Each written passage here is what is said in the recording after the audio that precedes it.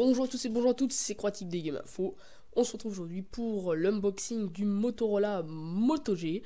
Donc le nouveau smartphone sorti récemment des entreprises de Google. Donc oui, parce que Motorola a été racheté par Google, donc la Google Company, c'est marqué juste ici. Donc on va procéder au déballage, donc c'est parti, on ouvre. Donc là on peut voir une petite languette certifiée Motorola. Là, donc ça n'arrache pas le carton, c'est assez simple à enlever. Voilà, donc on va ouvrir, hop, et voilà le Moto G. Donc on observe des petites bulles d'air juste ici, je sais pas si ça se voit à la caméra.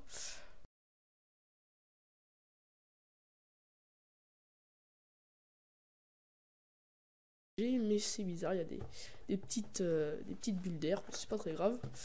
Donc voilà, le voici, on va le mettre de côté pour l'instant. Hop. Ensuite, on enlève le petit compartiment.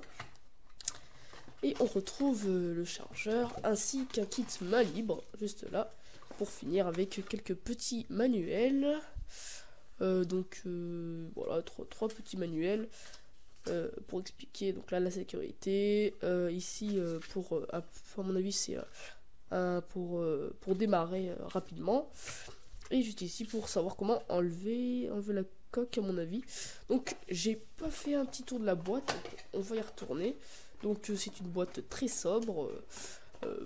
Bon voilà, c'est une boîte simple, hein. Maintenant les smartphones, les nouveaux smartphones n'ont pas de boîte très développée. Bon, peut-être mis à part les Galaxy Note, enfin de Samsung, ou bon, on voit l'exemple des boîtes d'iPhone. Voilà, on a l'iPhone ici, et puis c'est tout. Donc un petit côté vert juste en haut, voilà, un peu de couleur.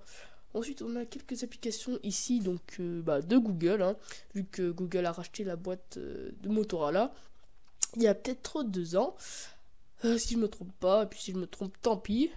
Donc à mon avis, ça doit être des applications préinstallées dans le téléphone. Donc on passe directement au design du Motorola Moto G. Donc voici le Motorola Moto G, donc qui compose un écran IPS haute définition 720, donc un écran 720p, donc on est sur 1280 x 720 de 4,5 pouces. Ensuite, il embarque un Qualcomm Snapdragon 400, donc c'est pas le dernier Snapdragon, mais bon, ça en reste un quand même. Donc c'est un quad-cœur propulsé à 1,2 GHz. Ensuite, au niveau de la puce graphique, on a un Adreno 305 accompagné de 1 Go de RAM. Donc on peut voir une caméra faciale juste ici, donc on la voit très bien. Et juste derrière aussi, derrière avec un flash, le petit logo Motorola.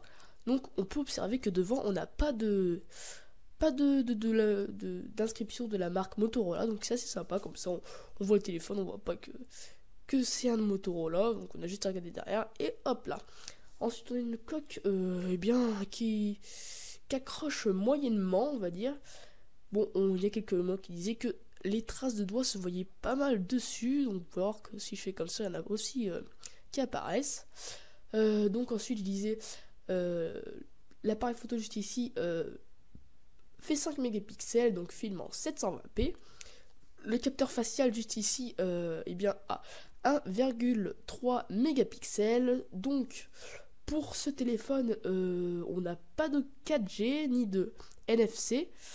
Mais la 3G, hein, la Wi-Fi, le Bluetooth 4.1, le GPS. Donc voilà. Ensuite, on est sur un Android pur, donc c'est-à-dire qu'il n'y a pas d'interface utilisateur autre que celui du constructeur, donc Google. Bon, ça fait plaisir de ne pas avoir de surcouche, comme par exemple pour les téléphones de LG, où on a pas mal d'applications LG. Donc voilà. Ensuite, au niveau du design, vous pouvez voir que le téléphone est un peu courbé, donc c'est un petit style, hein, maintenant comme par exemple le LG Flex, voilà, un téléphone un peu courbé. On a une prise jack 3.5 mm avec un micro juste là. Ensuite on a un deuxième micro, je sais pas si se voit, voilà, un deuxième petit micro juste ici. Une prise micro USB juste là. Ensuite on a le bouton volume qui est assez petit, hein, on s'en rend pas compte en vidéo, enfin peut-être que si, mais vous pouvez voir la taille de celui du bouton éteindre, allumer ou verrouillé, bah, il fait à peine la double de celui du volume, donc c'est bon, c'est suffisant on va dire, mais c'est quand même un petit peu petit. Un haut-parleur juste là, est-ce qu'on le voit? Oui, on le voit très bien. Un haut-parleur juste ici. Donc je l'ai pas dit, au niveau des boutons, on n'a pas des boutons on va dire de bonne qualité, c'est du plastique, mais en même temps le Moto G est à la base un téléphone de moyenne gamme, donc qui ne fait pas partie de la haute gamme, donc on n'a pas des boutons en une autre matière, mais franchement ça reste eh bien un téléphone avec de très belles finitions. Donc après la coque est amovible, pas comme par exemple le Nexus 5 où on peut pas enlever la coque, parce que on peut rajouter des petites coques comme cela. Donc je vais vous l'ouvrir, hein. Hop, donc c'est très simple à ouvrir ce genre de coque. Tac, c'est une sorte d'étui de protection où en fait il sera, je sais pas si on peut dire que c'est aimanté, mais on peut dire qu'il colle, il adhère vraiment le téléphone. Donc c'est très sympa. Donc voilà, il y a juste à enlever la coque de derrière. C'est assez compliqué à l'enlever. Il faut moins de temps que par exemple pour mon Samsung Galaxy Ace. Là, moi je l'enlève en pas beaucoup de temps.